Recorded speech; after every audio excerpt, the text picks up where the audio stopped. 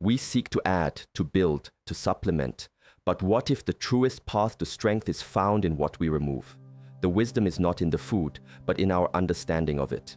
We must go on this journey to the end, because the final principle we uncover is the key to unlocking the vitality that already exists within you. Internal harmony. We often approach our body as if it were a machine. We believe if we input the correct fuel, the engine will run perfectly. We search for lists, for rules, for secrets, the 3 foods to eat, the 5 to avoid. This mindset, while born from a good intention, is fundamentally flawed. It misses the essential nature of our being. You are not a machine, you are an ecosystem. You are a garden. In a garden, it is not just about the quality of the seed you plant. It is about the soil, the sunlight, the water, the delicate balance of all elements working in concert. To ask which 3 vegetables to avoid is like a gardener asking which 3 insects to destroy without first understanding why they are present. Perhaps the imbalance in the soil is what attracted them. Perhaps a lack of nourishment for the plants made them weak and susceptible. To simply remove the symptom without understanding the cause is a superficial victory, and the problem will only return in another form. Your vitality, what you might call testosterone, is not a number on a chart that is pushed up or down by a single food. It is an expression of your overall internal harmony. It is the result of a body that is in balance, that is not in a constant state of fighting itself. When we introduce a food, any food, into a system that is already stressed, inflamed, and chaotic, even the most nourishing vegetable can become a burden. The question is not, is this vegetable bad? The question is, what is the state of my garden? Before we can even begin to speak of what to remove from our diet, we must first learn to listen. Our bodies communicate with us constantly, but we have forgotten the language. We are distracted by the noise of the outside world, by the endless stream of information telling us what we should feel, what we should want, and what is good for us. The path to lasting vitality begins with stillness. It begins by creating a space where you can hear the subtle whispers of your own body. How do you feel after you eat a certain meal? Not just in your stomach, but in your mind, in your energy levels, in the clarity of your thoughts. This is not a mystical practice. It is the most practical form of self-awareness you can cultivate. The men of generations past, they did not have access to scientific studies or complex nutritional charts. What they had was a deep, intuitive connection to their bodies and to the natural world around them. They ate with the seasons. They understood that different foods had different energies, and they knew that rest and peace were as crucial to strength as any food they consumed. This wisdom has not disappeared. It is simply buried beneath layers of modern complexity. Our task is to uncover it, to move from a mindset of controlling a machine to one of tending a garden. This shift in perspective is the first and most crucial step. It is the fertile soil from which all true strength and wellness will grow. Mindful consumption. The first vegetable we must never eat is not one that grows from the ground. It is an invisible poison we create ourselves. You can call it the vegetable of haste or the vegetable of distraction. It is any food, no matter how pure or organic, that is consumed in a state of stress. Imagine you are sitting down to a beautifully prepared meal, full of vibrant colors and life-giving nutrients. But as you eat, your mind is not present. You are scrolling through your phone, watching the news, or reliving an argument from your day. Your body in this moment cannot tell the difference between a real threat and a perceived one. Your mind is signaling danger, so your physiology shifts into a state of fight or flight. In this state, your body diverts energy away from functions it deems non-essential for immediate survival. And what is one of the first systems to be downregulated? Digestion. And along with it, the complex hormonal cascade responsible for repair, recovery, and the creation of vitality.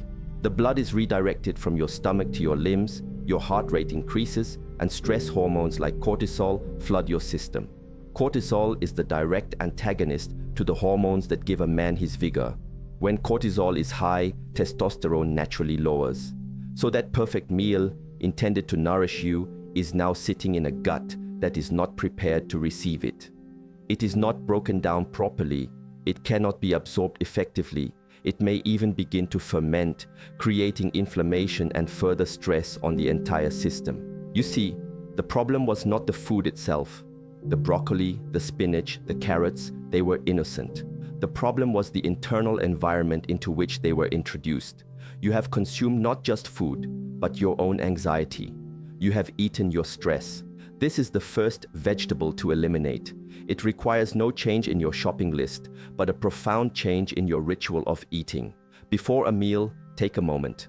Put away the distractions. Take 3 deep, conscious breaths all the way into your belly. This simple act signals to your nervous system that you are safe. It shifts you from a sympathetic fight or flight state to a parasympathetic rest and digest state. Only then is your body truly ready to receive nourishment. To eat with mindfulness is to honor the food, the journey it took to reach your plate, and the body it is about to become a part of. This practice alone can be more powerful than any dietary change you make. It transforms the act of eating from a mechanical refueling into a sacred act of self-care. It ensures that the building blocks you provide are actually used to build, rather than to simply pass through or, worse, to contribute to the internal chaos. So before you worry about which specific vegetable might be harming you, first eliminate the consumption of distraction. Remove stress from your plate. This is the foundational discipline upon which all other nutritional wisdom must be built. Without it, even the most perfect diet will fail. Understanding nature.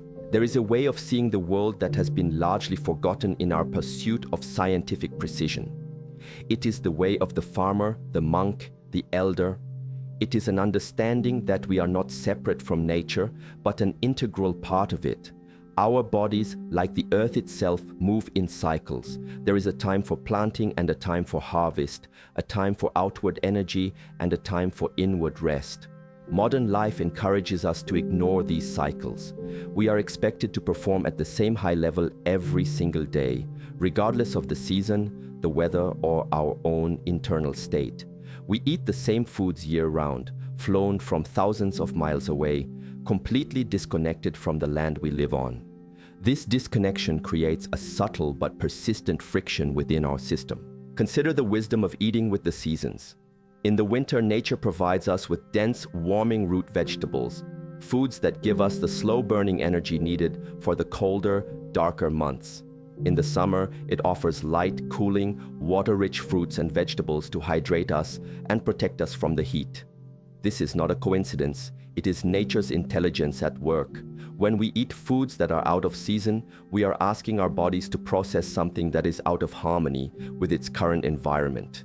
It is like trying to wear a thick wool coat on a hot summer day. You can do it, but it creates a state of inefficiency and stress within the body. This constant, low-level stress, compounded over years and decades, slowly erodes our foundational vitality. This is not about being rigid or dogmatic. It is about cultivating an awareness, a sensitivity. It is about seeing your food not just as a collection of macronutrients and vitamins, but as a carrier of energy, of information from the natural world. A fresh vegetable picked from a local farm in its proper season has a quality, a life force, that the vegetable picked weeks ago and shipped across the continent simply cannot possess. This life force, this chi, is a vital component of nourishment that our scientific models often fail to measure, but that our bodies can absolutely feel. To regain our vitality as we age, we must begin to realign ourselves with these natural rhythms. This practice requires a shift from intellectual knowledge to embodied wisdom. You do not need to memorize lists of seasonal foods. You need only to go to your local market and observe what is abundant, what is fresh, what is being harvested right now in the place where you live. Let nature be your guide. This reestablishes a connection that is deeply nourishing, not just for the body, but for the spirit. It reminds us that we are part of something much larger than ourselves. This sense of belonging and alignment is a powerful antidote to the stress and alienation of modern life. It reduces the internal friction, allowing your body's energy to be used for regeneration and the cultivation of strength, rather than being wasted in a constant struggle against an unnatural way of living. Detached wisdom. The second vegetable that poisons a man's strength is perhaps the most tempting of all. It is the vegetable of external authority. We live in an age of unprecedented information, but not necessarily an age of unprecedented wisdom. Every day, a new study is published, a new guru emerges, a new superfood is crowned, and a new poison is condemned. One day, we are told to eat a certain food for its powerful benefits. The next, we are warned that the very same food will cause us harm. This relentless wave of conflicting information creates a state of deep confusion and anxiety within us. We lose trust in ourselves and begin to constantly look outside for answers. We outsource our own intuition. This is the vegetable of external authority, eating or avoiding a food not because our own body has given us feedback, but because an expert, a study, or a trend told us to. When we consume food from this place of fear and confusion, we are once again activating our stress response. Our mind is full of doubt. Is this the right thing? Did that article say this was good or bad for testosterone? Am I making a mistake? This mental state, just like eating in a state of haste, prevents our body from properly receiving and utilizing the food.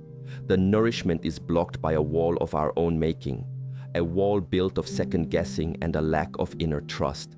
True vitality cannot be built on such a shaky foundation. The path to self-mastery, which includes the mastery of one's own health, is a path of turning inward. The external information can be a useful starting point, a map, but it is not the territory. The territory is your own unique body. No two gardens are exactly alike, and no two human beings are exactly alike. A food that is deeply nourishing for one person may be a source of imbalance for another. The only way to know the difference is through direct, personal experience and careful, non-judgmental observation. The ultimate authority on your health is you. Cultivating the ability to listen to and trust this authority is one of the most empowering skills you can develop, especially as you navigate the changes that come with age. To eliminate this vegetable from your life, you must adopt the mindset of a gentle scientist with your own body as the laboratory. When you try a new food or a new way of eating, do so with curiosity, not with rigid expectation. Pay close attention to the feedback. How does your energy feel the next day? How is your sleep, your mood, your digestion? This requires patience. It requires honesty. It requires detaching from the need to be right and simply observing what is. When you stop chasing the perfect diet prescribed by others and start building a way of eating that is in perfect harmony with your own system, you create a foundation of unshakable confidence and strength. You are no longer a leaf blown about by the winds of conflicting advice, but a deeply rooted tree nourished by your own wisdom. Cultivating emptiness. Now we arrive at the third and perhaps most insidious vegetable that you must never eat. This one does not appear on your plate.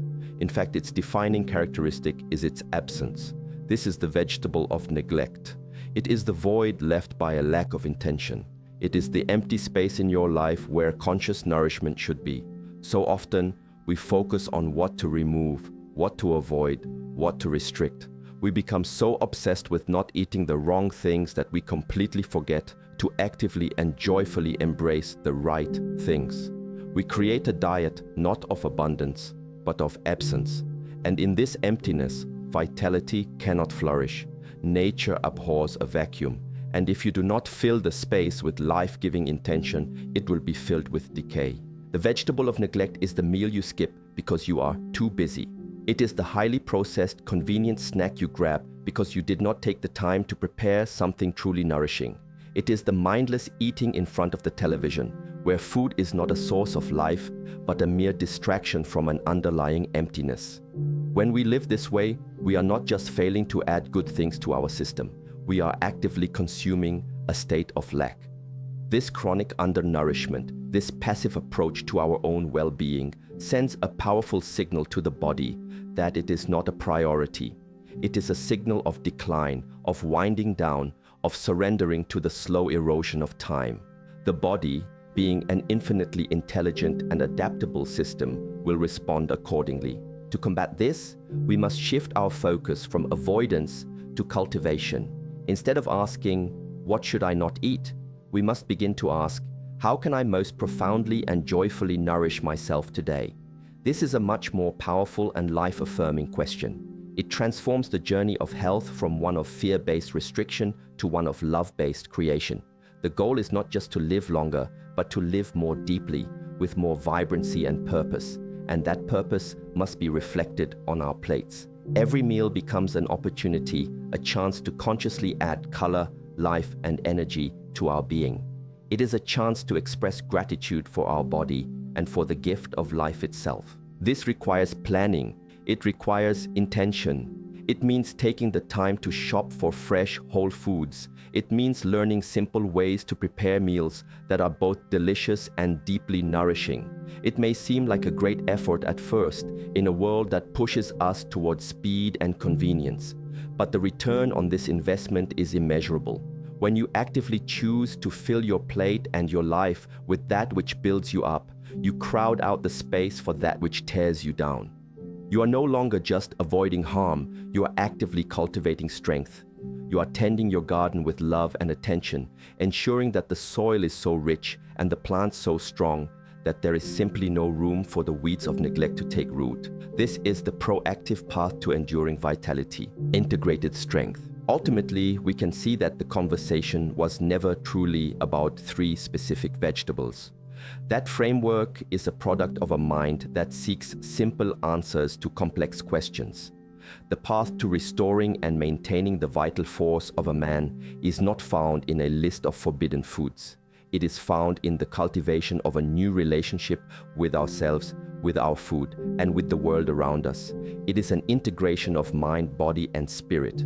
The weakness we feel is not because of the soy, the mint, or the licorice root that some articles may warn you about. The weakness stems from a life lived out of alignment. It is the culmination of years of consuming stress, confusion, and neglect. These are the 3 true vegetables to eliminate. First, the haste and distraction that turn nourishing food into a source of stress. We replace this with the practice of mindful consumption, turning every meal into a moment of peace and gratitude, signaling to our body that it is safe to rest, digest, and rebuild.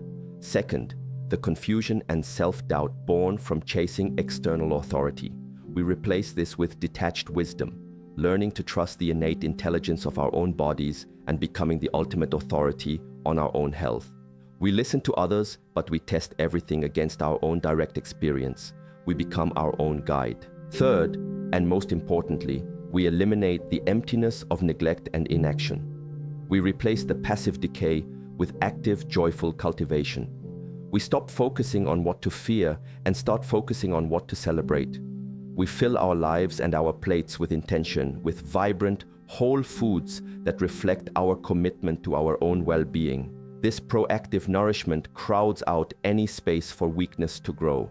It is a declaration that we are choosing life, choosing strength, choosing vitality. This is not a diet, it is a discipline, it is a practice, it is a way of life that brings all parts of our being into a state of powerful harmony. The strength and vitality you seek as a man over 60 is not something you have lost and must now find.